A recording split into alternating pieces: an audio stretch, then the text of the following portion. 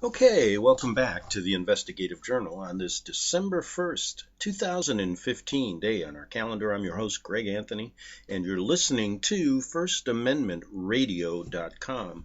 You can listen to my show every evening from 6 p.m. to 7 p.m. That's Pacific time on FirstAmendmentRadio.com. Well, I debated today whether to do the show I'm about to do, because there are so many more important things to talk about than, when I was kicked off of RBN Radio and back around 2006 for my stance regarding the Vatican-led New World Order.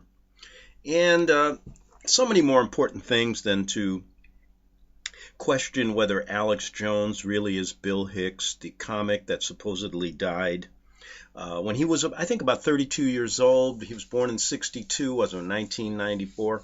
Just happened to coincidentally be when Alex Jones appeared as a different person when you really start looking at this. And in 1997, there are some videos out regarding a guy by the name of Alex Jones. He doesn't look anything like the one that's out there now.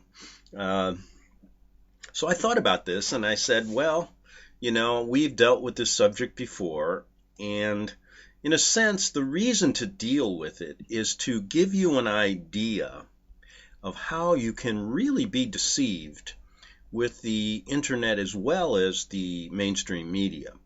And if they can do this to you, they can do just about anything. Now, like I said many times, the real issue is not who I am or who Alex Jones is. It's the information they give. But once you start understanding once you start looking at who are these people, then you can kind of start looking at their message. And in a sense, he gives out a lot of information, gets a lot of inside information, and leads you in so many different directions, but never does he get you into the right rabbit hole, so to speak. He stops somewhere. And that's what controlled opposition is. Now, I said a long time ago, he has every right to do that. It's America. If he wants to work for them, that's fine. I have nothing against that. That's his job, just as long as we know it. And you can make a decision on whether you want to go along with that or you want to go along with someone like me who goes just one step farther. That is, I don't claim to have inside information. I claim to research things, take researchers that I can find that have tried to get to the bottom of the left out things that guys like Alex Jones don't give you. And like they say in the Bible, 99% of the truth is just as bad as getting no truth. So let's look at this and go back, and I want to start out. Let's see. I want to start out this way. I want to start out by looking back to, I believe it was somewhere in 2007. I put this out. This is when somewhere around that time, I forget, it's years ago, I was thrown off the air, literally thrown off the air. I was interviewing somebody, and the owner of the radio station, John Stabmiller, cut my show off, and there were a couple callers that listened to this, and incredibly after that, some callers and people that knew my show put things down on paper, sent it to me, put it out on the websites, and I thought I'd go back and look at this, and this is kind of a introduction of, we'll get into Hicks and Alex Jones today as well, so you get a better idea of really what goes on behind the scenes of these controlled opposition stations. Now, like I said, they give you a lot of information. Now, the reason I say that is because I'm more or less a journalist guinea pig. I'm out there behind the scenes working with these guys.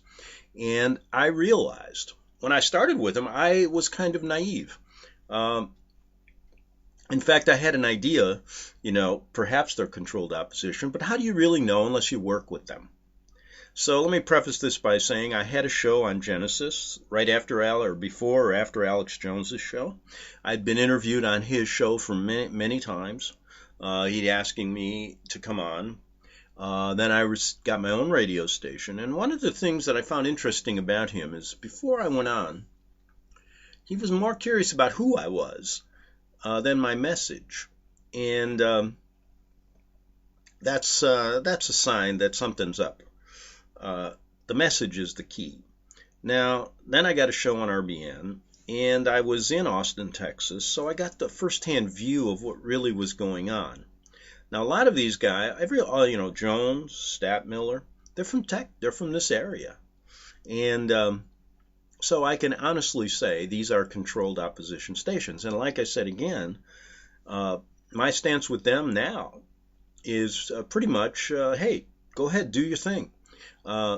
Do your thing. If you want to work for the New World Order and give us part of the truth, that's up to you, And I'm sure you have a right to make money in America just like anybody else. But however, maybe if listeners look at it from this point of view, they won't be so naive when you start criticizing people like me. And the reason you did was because of my stance regarding the Vatican. I believe controlled opposition protects them for a reason. And you'll see from, and that was really the reason I was thrown off.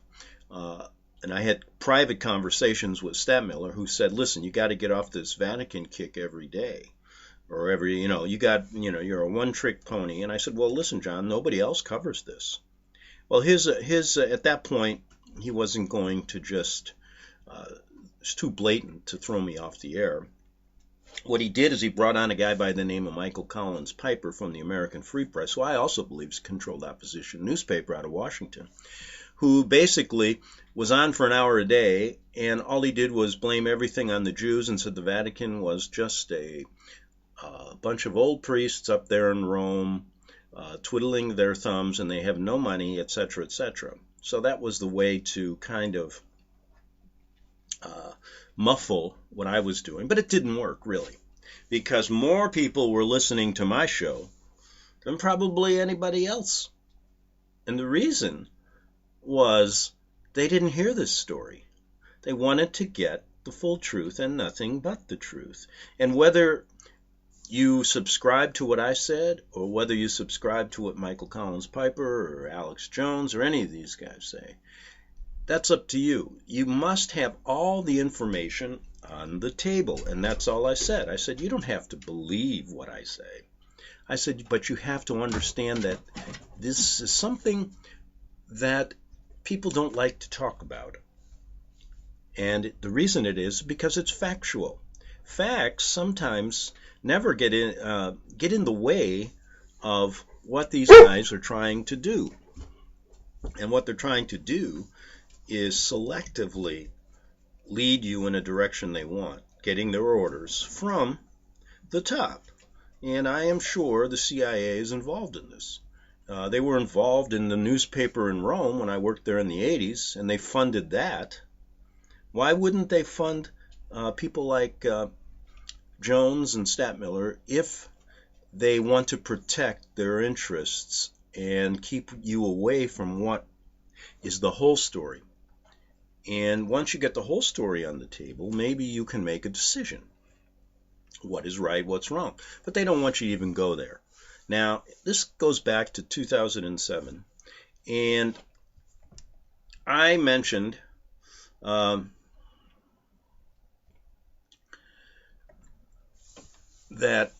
at that time I wrote some things about what happened there. And here's kind of some people that wrote back on this regarding me getting kicked off. And here's somebody that wrote in to give you their side of the story. And he said, I called in to Greg's show on 4/23/2007 and to talk to Eric Phelps and Greg about the Vatican's involvement in the New World Order, satanic system. While I was waiting to go on the air, Greg's show was taken off the air by John Stadtmiller. John got on the phone without asking me who I was to start with and told me that Greg was taken off the air because Greg was stealing advertisers from RBN. I told him that I believed the real reason was because he didn't want Greg talking about the Vatican and the Jesuits on the air anymore. John said that Greg was playing a one-string guitar. Greg told me many weeks ago that John wanted to take him off the air if he continued to talk so much about the Vatican. I then told John that he was told from the powers above to take Greg off the air. He then hung up on me. I have known John for many years and remember he and Mark Cornicky on air when they had the intelligence report together on WWCR and then on WWRB. I used to travel with both of them. When they were on the air, they both would use the phrase kosher mafia to describe the powers that be that are in control of the New World Order. We all know what the word kosher comes from, pertaining to Jewish people. When I asked them what they meant by the term, they would use the words false Jews or Khazars. When anyone listens to RBN's talk show hosts, a consistent theme is present when they identify who is to blame for the ills we are suffering under the Zionists. They name the Rothschilds and many other Jewish people as the culprits. Cornicky and Stadtmiller also use the phrase, the iron fist of the velvet glove, when describing how the New World Order operates, which is a Jesuit phrase that they use to describe how kosher mafia is setting up the New World Order. You can find this phrase in the Footprints of the Jesuits by R.W. Thompson, dated in 1894. The only talk show host that did not blame the Jews was Greg. He was correctly identified the culprits of the Vatican and its Jesuit order. When Chris Gerner was a talk show host on Stadtmiller's radio station, he did the same thing to him. Same exact thing when he started to expose the Vatican and Jesuit order on his show, taking him off the air using the same excuse that he was playing a one-string guitar. In my opinion, RBN and GCN are both shill organizations for the Vatican and its evil, murdering Jesuit order. Now, another person commented, her name was Lisa Ishmael, I believe, his name. He said, "Hi, I'd like to share my feelings concerning the removal of Greg's investigative journal and the tactless manner in which Stadtmiller acted. I used to listen to the show every day as much as I could. It would be something that I would look forward to hearing every day. I was happy that RBN hosted the show, allowing the marginalized to have their voice heard. I was hoping that it wouldn't come to what has happened now. Not only will I, and many others, not be able to listen to my favorite internet radio broadcast, but we won't be listening to RBN at all, period. I believe Stadtmiller should be ashamed of himself for allowing himself to be used as a tool of the higher-ups, submitting to what malicious people want, as well as conducting the removal so unprofessionally. I only hope that he realizes his mistakes and corrects them so that the turmoil he has caused be calmed. RBN has lost an incredible asset and its integrity is gone. I hope it comes back soon." Well, Stadtmiller could never do that because that's his orders were to take anyone, whether it be me or Chris Gerner, off the air of RBN if they continue to research the Vatican-led New World Order. Now, the real interesting twist on this was I was interviewing Eric Phelps at the time, and Eric Phelps somehow, over the years, has kind of distanced himself from me, although I think I interviewed him more than anyone because he has a lot of good information. But there's several topics that we disagreed upon, and for some reason he thought it wise to criticize me and basically through other people call me a Jesuit shill myself. He likes to use that term. So I have my doubts because the Jesuits also like to put people in that, give them all that information. Now I'm not, and like I said, it doesn't matter if he is a shill or not. He gives you a lot of information. You figure it out. I really think he has the right to do it if he wants.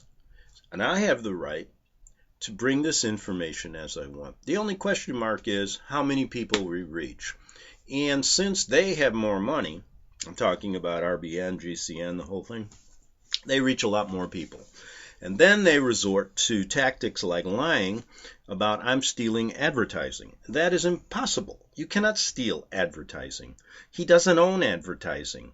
And this was used against me when I was a regular on the Jeff Rense show. And again, this all came down around the same time when they realized I wasn't going to back off on the Vatican. It was fine to talk about 9/11. Just don't pin the tail on the Vatican donkey. And when people were questioning why Greg was thrown off of Jeff Rense, he gave the same reason. Greg is stealing our advertising. I didn't steal anybody's advertising. And in fact, if you understand newspapers and radio, people are free to advertise with who they want. You cannot steal it. If a person advertises in the New York Times and then chooses to advertise also in the Washington Post or the New York Post, and the New York Post contacts them, knowing they advertise with the New York Times, that is not stealing advertising. A person has the right to advertise with who they want. So these guys use that as an example of, tarnishing my character. They went even farther than that after that. They had other people out there from Wing TV and all these people who they've gone, but they were out there. They were pretty big controlled opposition people as well. And they started rumors that I was a CIA agent and working for the Mossad. That's why I blamed the Vatican. And so as a journalist guinea pig, I realized I was on the right track. And so I had to make the decision. Now, I could have made the decision a long time ago with Stat Miller and played ball with him. And let me tell you, there are a lot more listeners than I get now. And a lot more money was coming into me from those people, as well as people who wanted to advertise on my show. So, I decided, no, I'm not going to play this game. What's the sense of selling out at this point? I never sold out. And the point I'm trying to make is, this is important for people to know. Now, you can listen to those guys. I don't care if you like Jeff Rense. I don't care if you like Alex Jones. I don't care if you like RBN.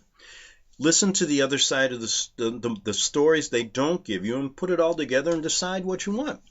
Now, I'm not ever saying that these guys should be kicked off the air like they kicked me off. I'd like them to keep broadcasting. They give you a lot of stuff. But you ask yourself the question, why don't they give it to you all? And why would they do this to someone like me who was trying to add more information to the story they were talking about as well? Now, how does Alex Jones play into this? And Jeff Rense and the rest of these guys? Well, it's pretty simple. I was also broadcasting a show on Genesis at the time.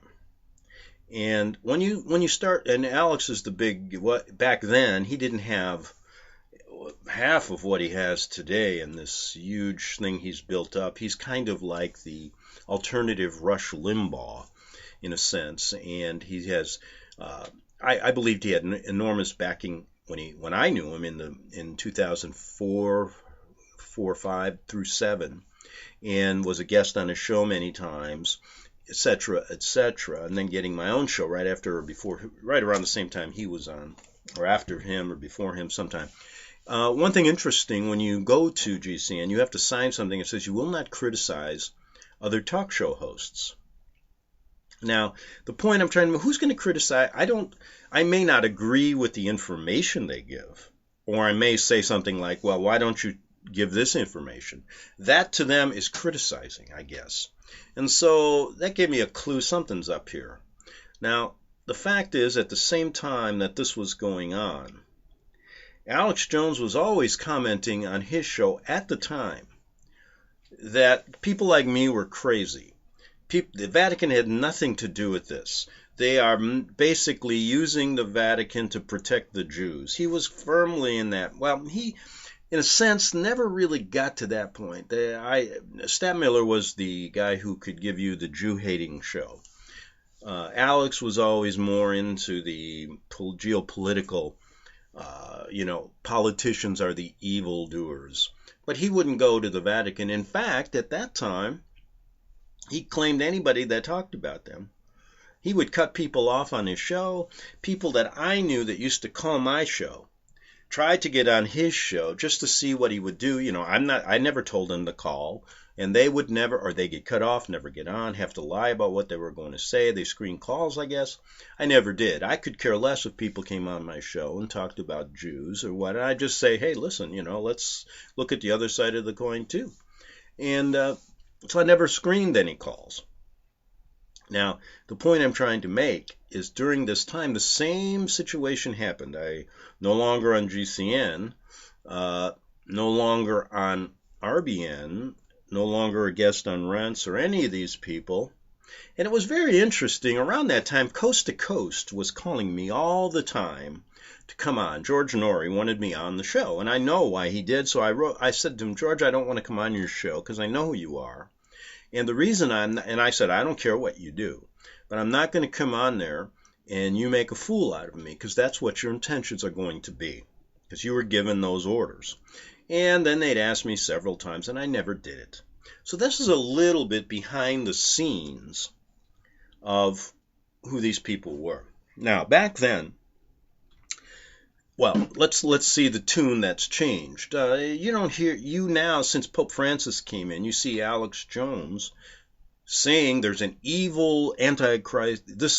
Francis is the evildoer on the good side of the Vatican. He's taken a little bit more and giving you a little more now. He's agreed that the Vatican is a problem, but he doesn't really go into the history.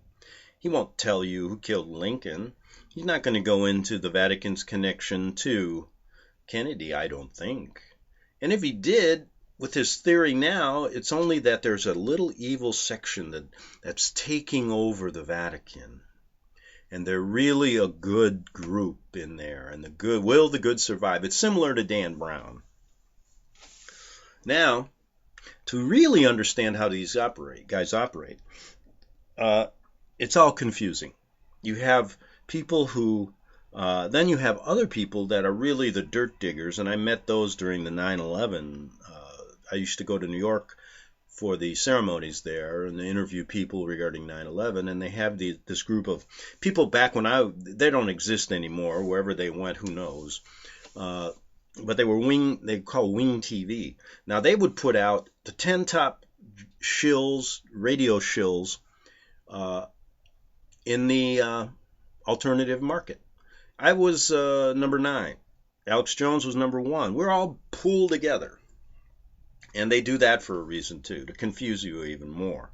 So I'm setting you up for what I want to talk about in the second half hour. And that is this idea. When I knew Jones back in Austin and Stadtmiller, they used to argue a lot. And I figured, well, the reason they do is because they don't like each other. But I've thought about it differently, and I said they kind of play a game with each other, and it's all scripted. Now, Jones at that time I thought was really, this guy Alex Jones. But then, back at that time, who's the difference? Now, here's the point I'm trying to make. If he is Bill Hicks, what's the difference? But the difference is, isn't it interesting, the extremes they'll go to cover the information up. So that's the only point I'm saying. If Bill Hicks wants to be Alex Jones, or if Alex Jones is really Alex Jones, and Bill Hicks really did die, and supposedly he's buried in his backyard, well, how can that happen? Can you bury somebody in your backyard legally? I don't think so. And he was pretty healthy right before this illness came on. We'll be back in 3 minutes on the Investigative Journal.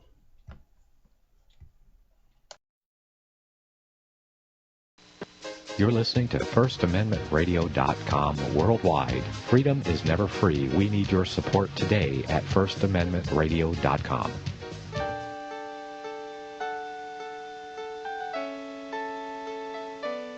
The program you are listening to is 100% sponsored by you, the listener, on this First Amendment Rights Media channel.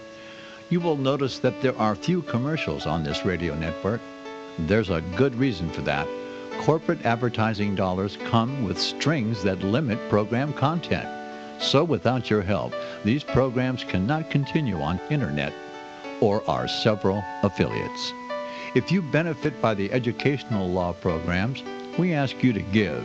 If you are admonished or nurtured by the Bible and ministry programs, we ask you to give. If some voice a cause that you are passionate about, we ask you to give. If you believe in any of these, we ask you to support them as you would a missionary on a continual basis, as if giving a tithe for missionary radio. These programs are not commercially viable and must be supported by those faithful to the cause of truth. Look for the button to sponsor your favorite programs at our listen and schedule pages on the internet. Then, when you subscribe, we will send you the last quarterly MP3 CD of that program immediately, and continue to do so with each new quarter. We will also give you unlimited archive access to all of our programs. We're asking you to give much less than a tithe, so that you may also send support directly to a particular program host, cause, and anywhere else the Spirit may lead you. Do all to the glory of our God and Creator, for His holy nation, the only kingdom that will last forever. Thank you for listening.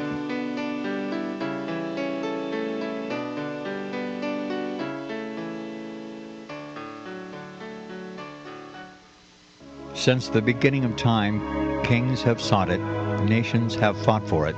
It has been traded, it has been borrowed, it has been purchased. It has been stolen. There's a reason for it. To secure the blessings of liberty to ourselves and to our posterity. Invest with the security of gold and silver.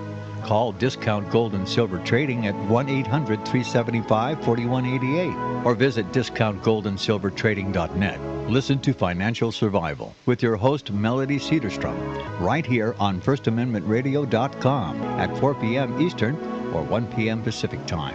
Visit discountgoldandsilvertrading.net or call Discount Gold and Silver Trading at 1-800-375-4188. Toll free 1-800-375-4188. Okay, we're back on the Investigative Journal on this December 1st, 2015 day on our calendar. And I'm going through a little bit of history on how to deal with the alternative media. Much of it, of course, is giving you the information to control what you can read, even on the internet. Your best bet, really, is to take certain things I say, take certain things Jones says, Statmiller, all of them, and then research it on your own.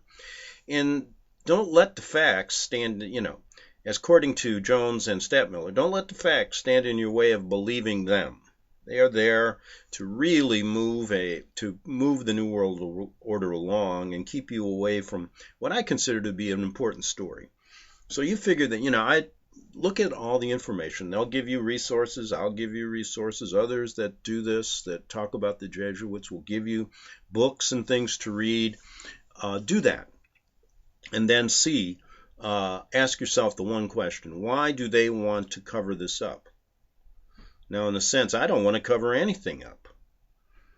If you have some argument, I've talked many times about how the Jews and the Knesset, the Jewish leaders, are no better than the American leaders in the pocket of the Vatican.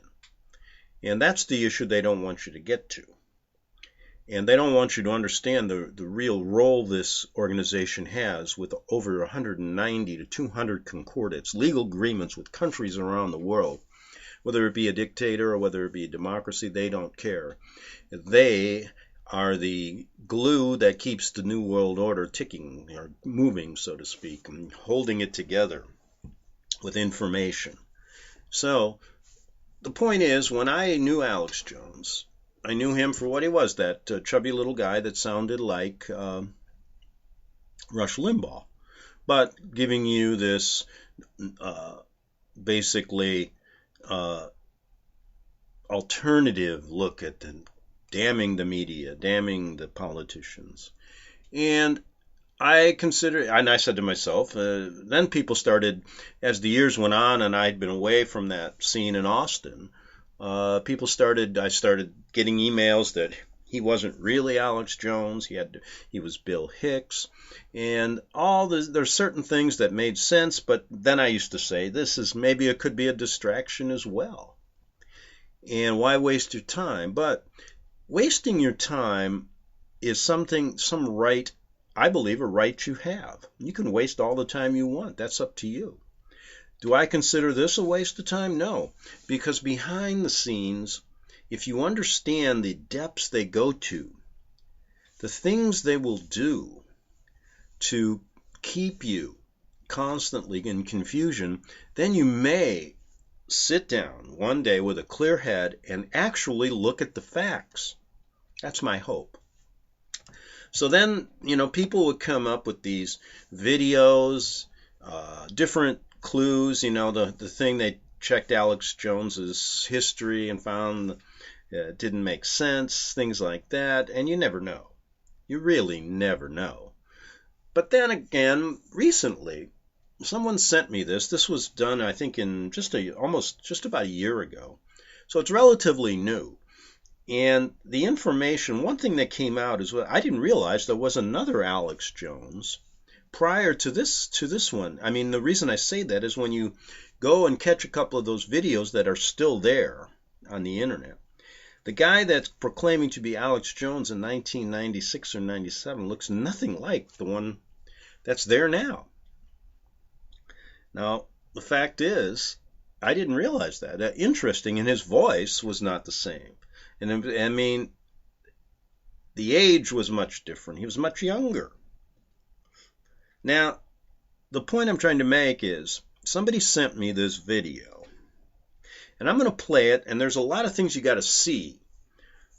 And I'm probably not going to finish it today, so I will go in tomorrow and finish this, just to give you an idea of what's going on here, so that you may start looking at the true facts.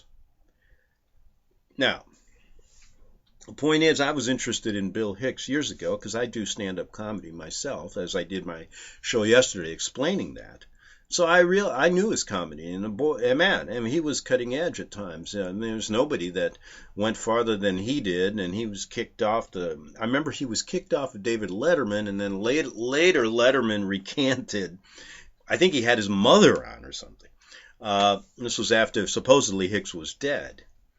But is that really the way it was? And that's interesting because this woman just did this video, and I'm going to preface it. Her name is Castle Jennifer Bassett, and she says irrefutable proof that Jones is Bill Hicks.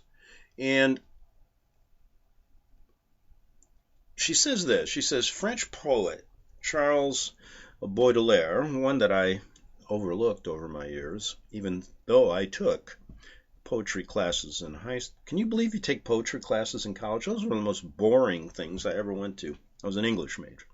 Well, anyway, French poet Charles Baudelaire famously wrote that, quote, the devil's finest trick is to persuade you that he does not exist, which people most likely recall from verbal Kent paraphrasing it in The Usual Suspects when referring to his employer, Kaiser Soze. I don't remember that, but what follows is decades-old spoiler alert, so be warned. It turns out that the verbal Kent is Kaiser Soze. And if that is news, then perhaps you aren't that in touch with pop culture. Right, I'm not, I guess.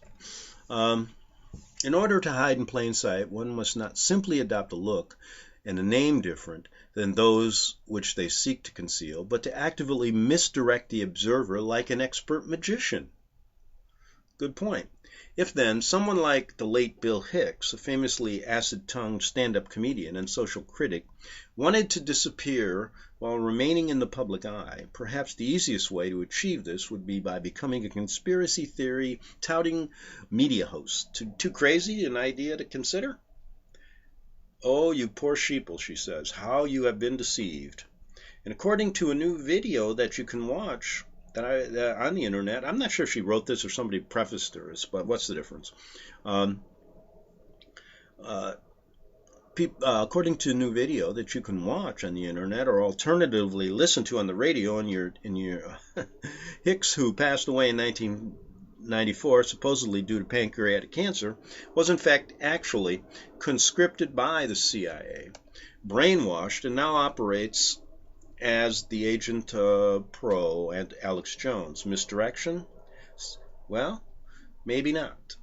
And she that states this. Hicks and Jones admittedly do share a passing similarity. Both are given to passionate oratory, but Hicks existed on a wildly different side of the political divide than Jones. It also bears repeating that Hicks died 20 years ago, while Jones is a person who's alive. But don't let's get bogged down with such red herring details. Have you studied their teeth? No, I haven't, but this video did. The video operates on several levels, acting as an unveiling of Hicks's Jones conspiracy, taking aim at the purported one-world government, all while smearing Jones, insinuating him as merely a puppet of the same government he claims to rail against. However, if it should accomplish anything, it should be to remind us of the unfiltered brilliance of Hicks, whose comedy is still vibrant and important 20 years after his death. Yes, I'm telling you, go to listen to some of his shows. I enjoyed them. Oh, and so the internet is literally populated by a lot of craziness. So let's get to this. And let's see, I'll kind of come in at certain points because she does present. We've got about 14 minutes. I'm only going to get halfway through this, so we'll finish it tomorrow and waste some more of your time. Okay? But then again, that's our right, isn't it? So anyway, the question mark. Now, let me preface it by saying I don't really care if Hicks is Jones or Jones is Hicks. Listen to their information. But the reason I'm doing this is because of my background with, being close to that show, being on the same station, being in Texas during that period of time, almost 8 to 10 years ago. It's interesting to see how I was buffaloed if this is the case, because I had no idea myself. So anyway, they'll get you one way or the other. But anyway, the point is, let's say it's not the truth. The point is, then they've also won because they've wasted some of my precious time. But my time isn't that precious, to be honest with you. So you can waste my time, and hopefully through that wasting you find something you didn't. It's kind of like, I think I'll take a walk in the desert today. What a waste of time. And you find a gold nugget. Was it really a waste of time? Let's listen to this video just recently done. I think the most concise one to really waste all of our time. But anyway, let's do it. Okay, it's supposedly coming on. Secret agent man, secret agent man, ain't giving you a number and taking 00 dumbass.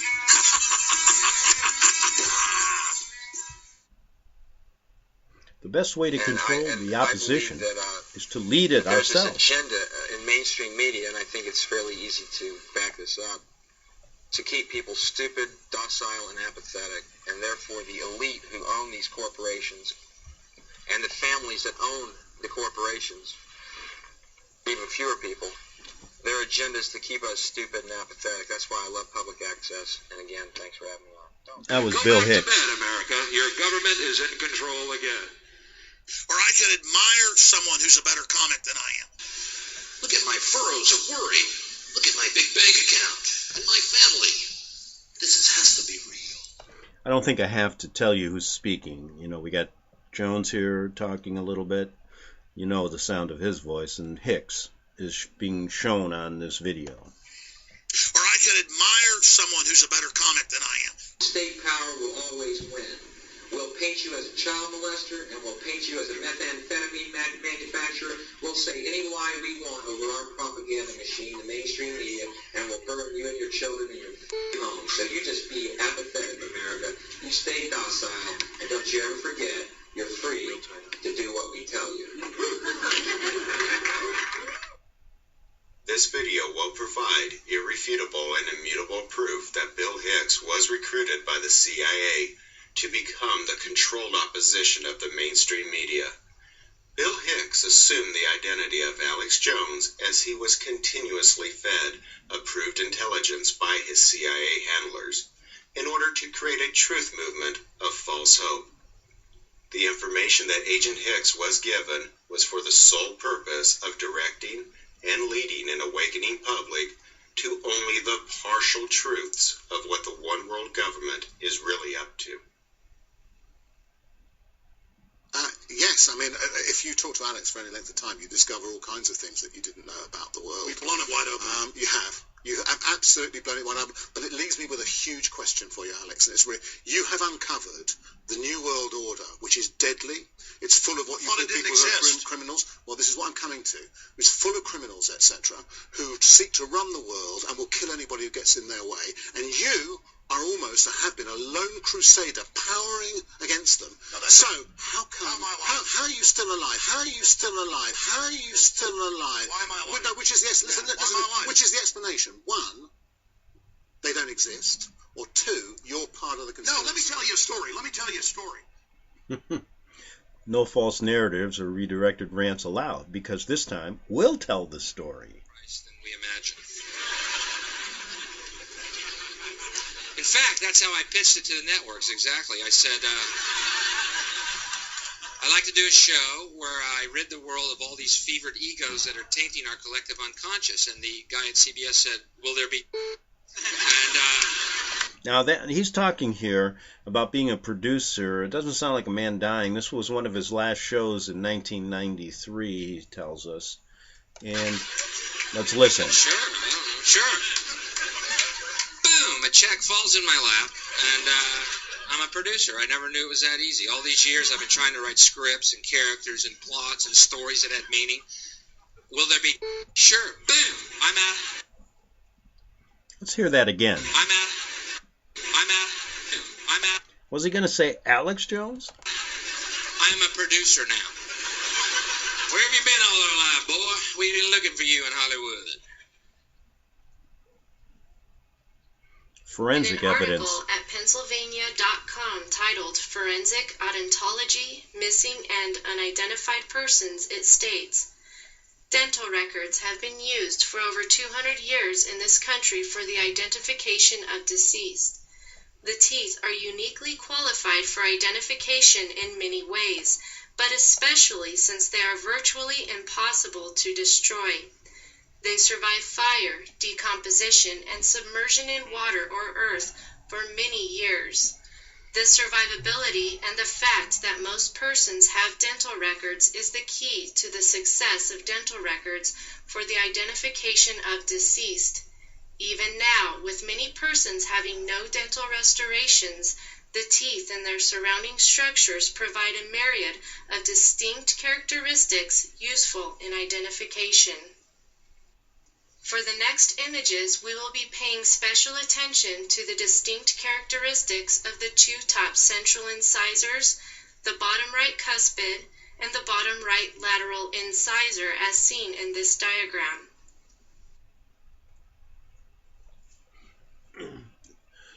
Is it obvious the teeth belong to both of them, they ask? In this first image, we have red arrows pointing to the two top central incisors. We can clearly see the noticeable trademark gap in between the incisors. There was some dental work done to shave them down slightly in order to give a slightly different appearance, but there was no work done to diminish the gap. In the second image, we direct our attention to the bottom right cuspid. In both images, the cuspid protrudes significantly, which causes the bottom right lip to slightly protrude and droop in both images. Now I'm looking at this, and it's very interesting because that right cuspid is very similar in both Jones and a picture of Hicks.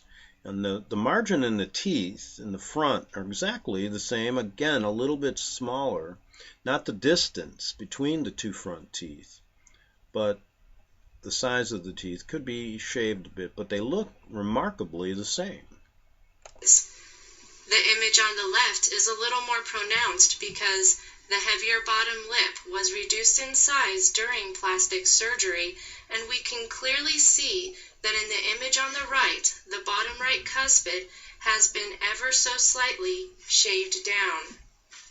In this last image, we can see that the right lateral incisor sets behind both the bottom right cuspid as well as the bottom right central incisor. Though the appearance of the teeth have been altered slightly through shaving them down, the individual crookedness and displacement of the teeth have remained the same. Next, Let's take a look at some other irrefutable forensic evidence into the true identity of Alex Jones. Bill Hicks had many moles, but the most defined mole that he had was below his jaw on the left side of his neck. In the image on the left, you can see where the large mole was located on Bill Hicks, and on the image on the right, you can clearly see a scar where that same mole had been removed. Now, let's talk about this. I'm looking at this picture of the mole. Yeah, and I can see the scar there. Now, I doubt if these people will go to the, and people are going to say, well, they photoshopped it. I doubt whether they'll go to that extent. They've got some other facts here they want to get across. Now, the point I'm trying to make is, well, he's had to go through some plastic surgery. Now, for the right price, people in Hollywood will do that. How many people in Hollywood go through plastic surgery, those Botox shots? And do you really think that money isn't an object here? Well, let me give you an idea.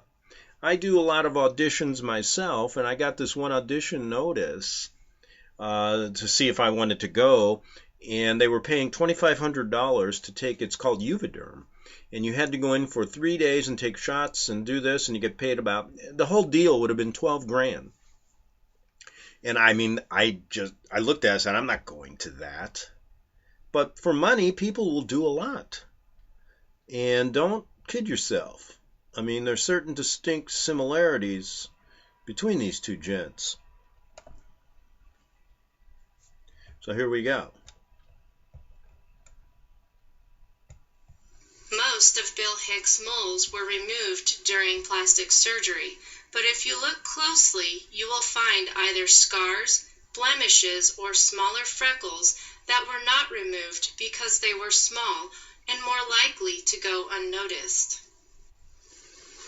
There is absolutely no doubt that Bill Hicks knowingly, intentionally, and willfully became a fraud and deceiver of the nations. He willingly chose to become the controlled opposition of the one world government. He has full knowledge that he only reveals the partial truths to his audience in order to keep them distracted from what the one world government is really up to. Their plans, their deceptions, and their crimes are fully revealed at testimonyofthetwowitnesses.com. But the forensic evidence does not end with just teeth, moles, marks, like mindsets and actions. The most damaging evidence to prove that the Alex Jones you know today is not who he says he is. There was another Alex Jones. He was the Alex Jones who was replaced by Agent Bill Hicks. Pay very close attention to the video clips that you are about to watch. We're sick and tired of it. We stand for this country and we will defend it. The United Nations is a tyrannical, authoritarian propaganda arm and military arm of international control. Well, I'm mad at myself. And I've said it before, because I do a half-assed job. People say I do a good job on my TV and radio show, and to tell you the truth, I don't. This is such a war, I should be devoted to this 12 hours a day. That was Bill Hicks saying something. In my arms. Yeah, that's Alex Jones, baby. All right. We're talking about Now, this is a 1997 Alex Jones. Listen to this voice. serious issues today. We're talking about how they got us divided. It should not be front-page news that Fuzzy Zeller said something racist, even though he's an old, fat racist. Who cares about an old, fat racist that says something about an awesome man, Asian African-American, who's worth probably $100 million? Who cares about words? We're Americans. We're all together in this boat. The man with the plan is here, Jeff Davis. What do you have to say? It's like you said, Alex, keep the small fish in turmoil so the big fish can rob and rule over. That's it. That's the game plan. That's it. All of the images that you're about to see came from the videos that you have just viewed, all of which were created in 1997. The image on the left was taken from a video produced on April 24th, 1997. In it, we see a man who appears to be in his mid-20s. The image on the right was also taken from a video produced in 1997. In it we see a man who appears to be much older, with a completely different nose, different colored hair, and not nearly as lean and physically fit as the individual on the left. His neck is much thicker, as in chubbier, and his overall skull structure appears noticeably different. It is important to note that the individual on the left has a much more prominent brow ridge and well-defined cheekbones. Again, we have a much... Okay, I'm going to break it here. We got about 20 minutes to go. I'm going to play this tomorrow, but I'm looking at two pictures of Hicks as Jones, and the real Alex Jones in '97. And you can see the difference. Now, no one knew about this guy. I didn't know about this until recently, and I'm sure you didn't, or maybe you did. But anyway, I'm going to come back tomorrow, waste more of your time on this and finish it up. But like I said, is it really a waste of time? Because it just goes to show you, don't look for the facts yourself, and don't believe everything you hear on the internet. We'll be back tomorrow on the Investigative Journal. Good night.